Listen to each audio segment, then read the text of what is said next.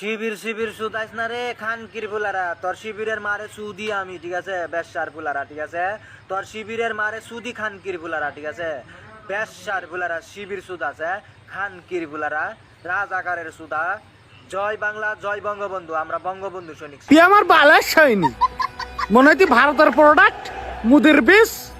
হ্যাঁ, date spare গাঁজা মাজা খাইস নাকি?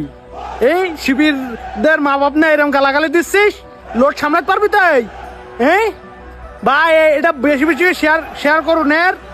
এর বাংলাদেশের মানুষ খুঁজ দিয়ে একটু সামনে এসে এই কথাটা বল।